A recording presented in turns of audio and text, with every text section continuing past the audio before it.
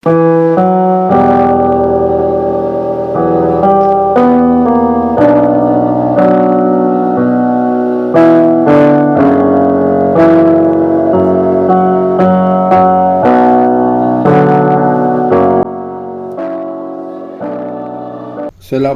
warahmatullahi wabarakatuh.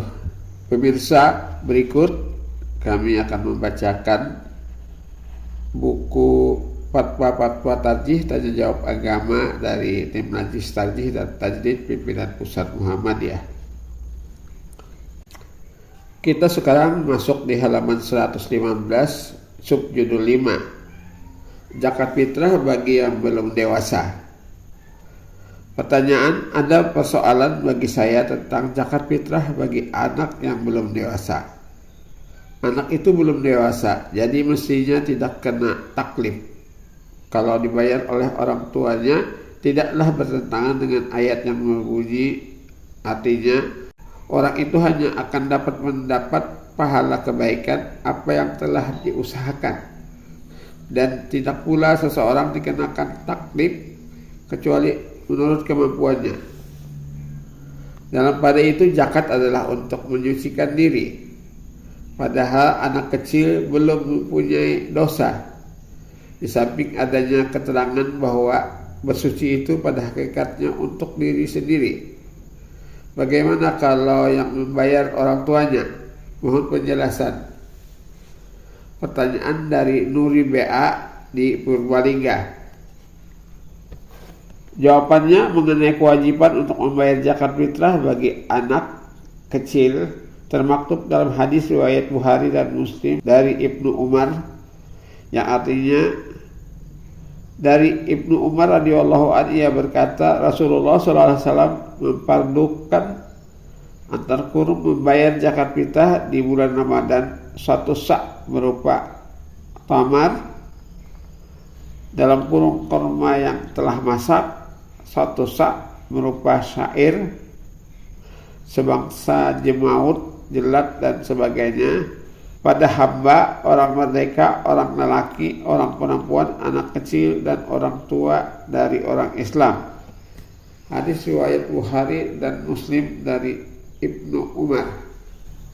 Lebih jauh bahwa pemberian itu dibebankan kepada kepala keluarga yang memberi nafkah pada mereka, yakni didasarkan pada riwayat jamaah dari Abu Sa'id Al-Khudri yang dapat dikualifikasikan hadis mauquf sebagai berikut, yang artinya berkata Abu Sa'id Al-Khudri, keadaan kami dahulu di masa Rasulullah SAW masih hidup bersama kami mengeluarkan zakat fitrah untuk anak kecil, orang tua, baik hamba sahaya maupun merdeka, 1 sa' dari makanan atau 1 sa' keju atau 1 sa' jemaut atau 1 sa' tamar atau 1 sa' kismis, antar kurung anggur kering dan lain sebagainya.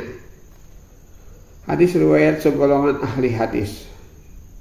Melihat bunyi lafaz bahwa pembayaran zakat fitrah oleh para sahabat itu dikala Nabi masih hidup, dapat diambil sebagai qarinah bahwa hadis mauquf itu dapat digolongkan bi hukmil marfu', memahami hadis pertama tentang pengeluaran zakat fitrah untuk anak, budak dan sebagainya yang pelaksanaannya disebutkan pada hadis kedua dilakukan oleh orang tua atau orang tuanya, dengan mengambil pengertian dan kata kunna nukhriju zakatal fitri an kulli sagirin dan seterusnya. Hadis kedua di atas jelas dasar hukum mengeluarkan zakat fitrah untuk anak kecil, hamba dan sebagainya.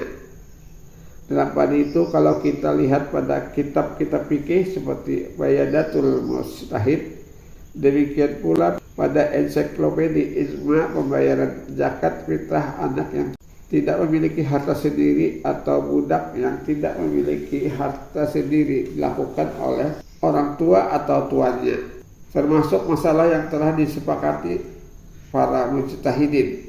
Dengan kata lain, telah ada ijma terhadapnya. Mengenai apakah dapat diminta amal untuk orang lain juga menyucikan untuk orang lain, dalam hal ini orangnya untuk anaknya atau tuan untuk hambanya. Sedangkan ayat menyatakan bahwa wa an laisa lil insani illa ma syaa. Kalau penetapan hukum itu datang dari Allah dengan ayat, maka ayat yang lain ataupun hadis memberi penjelasan terhadap ayat yang pertama. Sehingga kalau hambanya berdasarkan hadis, maka hal itu merupakan kekhususan yang dibenarkan. Sebagaimana juga Nabi memberi kekhususan bagi anak melakukan beberapa macam ibadah yang karena belum sempat dilakukan orang tuanya. Kemudian orang tuanya meninggal dunia. Dalam pada itu pula kebersihan yang dikehendaki dalam zakat fitrah adalah kebersihan dari kekotoran sikap dan kata-kata yang dapat pula dilakukan oleh anggota keluarga, baik anak, istri atau hamba dalam keluarga itu.